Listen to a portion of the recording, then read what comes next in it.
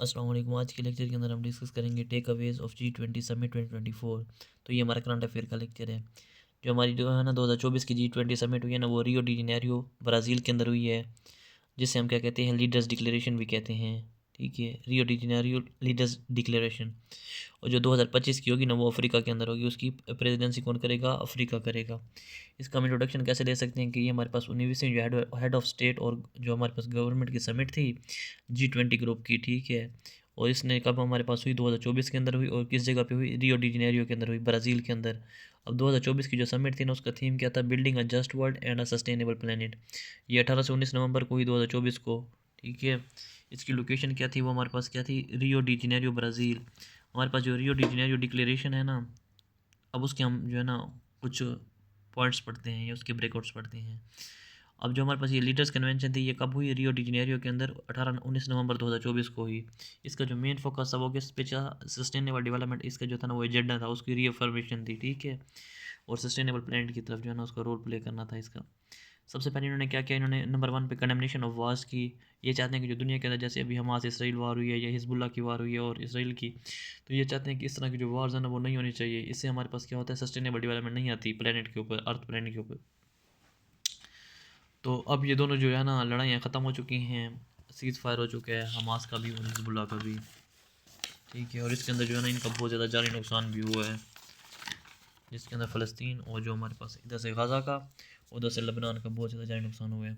और जो हमारे पास ये थी ना G20 की डिक्लेरेशन, ये हमारे पास क्या करती है?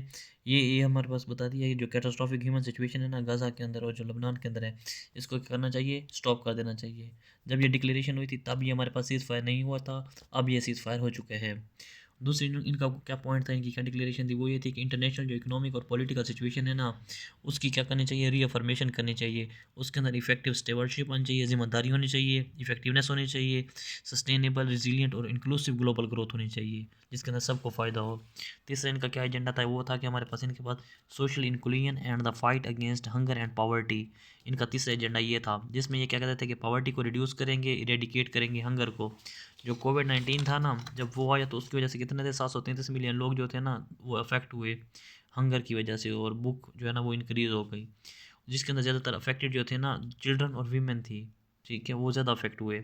उसके बाद वो क्या कहते हैं कि इसकी हम इफेक्टिव कमिटमेंट करेंगे, इसकी फाइनेंसिंग करेंगे और इस तरह के एक्शंस लेंगे कि हमारे पास जो है ना साउंड इकोनॉमिक पॉलिसीज़ बनाएंगे, ताकि हमारे पास क्या हो? ग्रोथ फोस्टर हो और जॉब क्रिएशन हो दुनिया के अंदर, ताकि ये भुखमरी जो है ना ये ख़त्म हो। नंबर फिर 4 के ऊपर क्या था कि ये क्या था चाहते थे? ये चाहते थे sustainable development, energy transitions and climate action. तो इनका क्या था कि ये इस समिट के अंदर इन्होंने एम्फेसाइज किया कि हमारे पास जो है ना 3 डायमेंशन को, इकोनॉमिक, सोशल एंड इन्वायरमेंटल को। ठीक है, इनका क्या था कि अल्टीमेट गोल ये था कि हमारे पास रीअफर्म करना है क्लाइमेट चेंज को, बायोडाइवर्सिटी लॉस को, डिफोरेस्टेशन को, ओशन को, लैंड डिग्रेडेशन को, ड्राफ्ट को और पॉल्यूशन को। ये चाहते थे कि इन जो है ना ये चैलेंजेस को एड्रेस किया जाए, और इन चैलेंज जो है ना जो हमारे नेचर अर्थ को हैं पोज्ड हैं, उनको क्या किया जाए? एड्रेस किया जाए और उनके साथ निपटने के लिए कमिटमेंट्स की जाएँ, ताकि ये इश्यूज़ जो है ना ख़त्म हो जाएँ हमारी दुनिया से।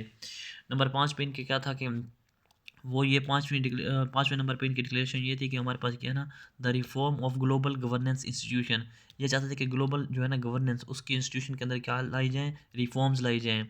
अब जो हमारे पास क्या है, ये कहते थे कि जो नो सस्टेनेबिलिटी तो नो प्रोस्पेरिटी, मतलब without peace there is no sustainability and thus there is no prosperity.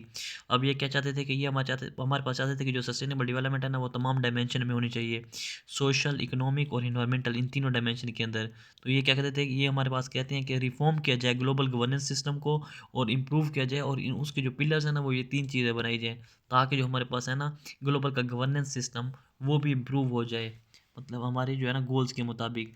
अब जो G20 है ना अब ये हमारे पास बोर्न जो है ना, ये बोर्न जो है ना इसका जो असल मकसद था वो क्या था कि फाइनेंशियल और इकोनॉमिक क्राइसिस से लोगों को निकालना, मतलब जो ये जी 20 कंट्री के जो कंट्रीज हैं ना, इनका ये था कि आपस में कोलेबोरेशन करेंगे फाइनेंशियली, इकोनॉमिकली। ठीक है, टू ओवरकम हंगर।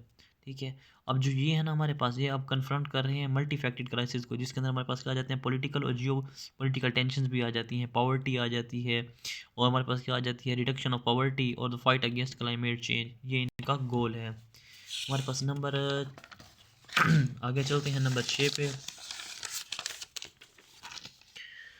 जो नंबर 6 है ना उसके अंदर हमारे पास क्या जाता है यूनाइटेड नेशन। ये क्या कहते हैं कि we commit to invigorate the General Assembly through the strengthening of its role as a chief deliberative policy making and representative organ. तो ये कहते हैं कि जो यूनाइटेड नेशन की हमारे पास जनरल असेंबली है ना उसको ये स्ट्रॉन्ग करना चाहिए और उसको अपना रोल प्ले करना चाहिए कि हमारे पास पॉलिसी मेकिंग और पॉलिसी मेकिंग के अंदर क्योंकि वो एक रिप्रेजेंटेटिव ऑर्गन है यूनाइटेड नेशन का। इस तरह जो है ना वो हम उस पॉलिसी को है ना अपहेल्ड कर सकते हैं और जो हमारे पास यूएन का चार्टर है और प्रिंसिपल है उसके तहत हम उसको क्या कर सकते हैं, वो हमें इम्प्लीमेंटेशन के अंदर जो है ना हेल्प करेगा, इम्प्रूवमेंट लाएगा। तो इस तरह ये क्या कहते हैं, ये हम ये चाहते हैं इंटरेक्शन विद सिक्योरिटी काउंसिल। और फिर ये सारा इसका प्रोसेस क्या है कि यूएन से ये क्यों कमिटमेंट करना चाहते हैं, ताकि जो है ना ये इन्हांस कर सकें अपनी इफेक्टिवनेस को और एफिशिएंसी को। ठीक है, यूएन चार्टर के मुताबिक। और जो है ना हमारे पास ये कहते हैं कि जो है ना nomination of women candidates for the president of general assembly जो है ना उसको इंक्रीज़ किया जाए, ताकि जो बोथ जेंडर है ना वो इक्वली रिप्रेजेंट कर सकें यूनाइटेड नेशन के अंदर। फिर ये क्या कहते हैं कि इंटरनेशनल जो हमारे पास है ना फाइनेंशियल आर्किटेक्चर उसको इम्प्रूव किया जाए। Building on the legacy of the previous G20 presidencies and the mandate we gave in the New Delhi, we endorse that G20 roadmap toward better, bigger, more effective multilateral developmental banks MDBs की ये हमारे पास क्या चाहते हैं, international financial architecture के अंदर एमडीबीज़ की ये वो हमारे पास इन्वॉल्वमेंट चाहते हैं और मोर इफेक्टिवनेस चाहते हैं। एमडीबीज़ जो मतलब है मल्टीलैटरल डेवलपमेंटल बैंक्स, हमारे पास क्या हैं, ये चाहते हैं कि हमारे पास जो वाइड रेंज के ग्लोबल और रीजनल चैलेंजेस हैं ना उसको क्या किया जाए, उसके एक्सलेट की उनकी प्रोग्रेस को एक्सलेट किया जाए। जैसे कि हमारे पास एसडीजीज़ हैं, एमडीजीज़ हैं, तो इस तरह की चीज़ों को। ठीक है, अब हमारे पास एमडीबी है ना, ये G20 की एमडीबी ये हमारे पास क्या करेगी, ये एक रोड मैप प्रोवाइड करेगी और इनकरेज करेगी तमाम को कि वो पीरियाडिक जो है ना रिपोर्टिंग करें और इम्प्लीमेंटेशन करें इस प्रोसेस की, प्रोग्रेस की।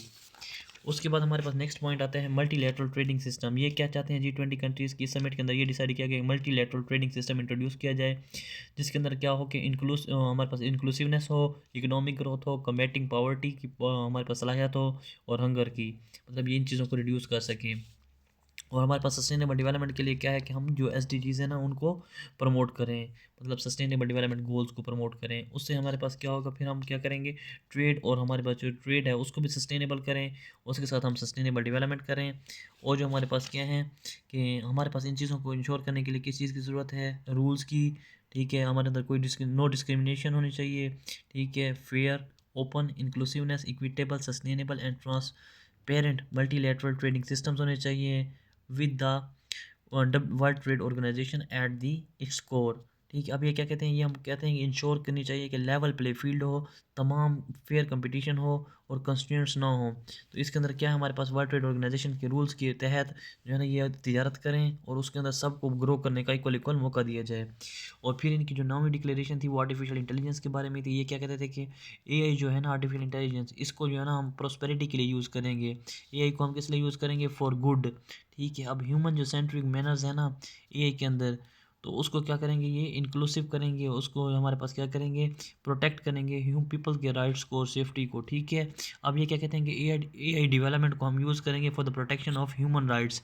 ठीक है, ट्रांसपेरेंसी और एक्सप्लेनेबिलिटी, फेयरनेस एंड अकाउंटेबिलिटी के लिए यूज़ करेंगे। ठीक है, और अब हम चलते हैं अपने नेक्स्ट पार्ट की तरफ। जो है हमारे पास ये चाहते हैं regulation, safety and appropriate human oversight, ethics, biases and privacy, data protection, data governance must be address. तो ये एआई के अंदर ये इंप्रूवमेंट लाना चाहते हैं। और ये क्या कहते हैं, ये हमारे पास क्या करना चाहते हैं, प्रो इनोवेशन करना चाहते हैं, मतलब प्रो इनोवेशन रेगुलेशन या गवर्नेंस अप्रोच। ठीक है, उसके अंदर ये क्या करना चाहते हैं, उसके अंदर ये एआई की से हेल्प लेना चाहते हैं, एआई को यूज़ करना चाहते हैं, मतलब ये क्या लाना चाहते हैं, गवर्नेंस फॉर एआई। अब हमारे पास क्या है कि we recognise the role of UN in promoting international AI competitions. ठीक है, और commitments, and then we reaffirm the G20 AI principles and UNESCO recommendation for the ethics of AI. फिर हमारे पास क्या पॉइंट आता है, फॉर एन, ये हमारे पास आता है नंबर 10 पॉइंट भी क्या आता है, for an inclusive and effective G20।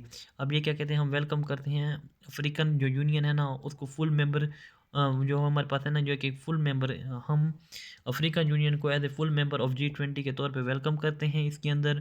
ठीक है, अब जो ये समिट हुई थी उसके बाद ये डिक्लेरेशन थी उसके अंदर, फिर ये हमारे पास क्या करते हैं, ये कहते हैं कि हम अफ्रीका को है ना G20 इनिशिएटिव के अंदर सपोर्ट करेंगे इंडस्ट्रियलाइजेशन इन अफ्रीका, मतलब अफ्रीका के अंदर इंडस्ट्री लगाएंगे। जो अफ्रीकन यूनियन है ना उसको रियलाइज़ कराएंगे कि हमारे पास ट्रेड और इकोनॉमिक इंटीग्रेशन करेंगे, उसके साथ एस्पायरेशन जो है ना वो हमारी इसके एजेंडा जो है ना 2063 के अंदर जो है ना हमारे पास क्या है कि हम जो है ना अभी सेकंड डेकेड्स के अंदर इंटर हो जाएंगे। और जो हम है ना ये साउथ अफ्रीका जो हमारे साथ अभी ये अफ्रीकन यूनियन इंटर हुई है, हम इसके अंदर जो है ना इंडस्ट्री की ग्रोथ करवाएंगे, इसके अंदर हम इनकी हेल्प करेंगे, इंक्लूसिवनेस लाएंगे और अफ्रीका को जो है ना 2063 के एजेंडे तक ये सारी इसके अंदर इकोनॉमिक इंटीग्रेशंस कर देंगे और एस्पायरेशंस कर देंगे, जिसकी वजह से ये तरक्की कर सकेगा। तो ये थी आज का लेक्चर। इंशाल्लाह फिर नेक्स्ट लेक्चर के अंदर एक और टॉपिक डिस्कस करेंगे करंट अफेयर्स का।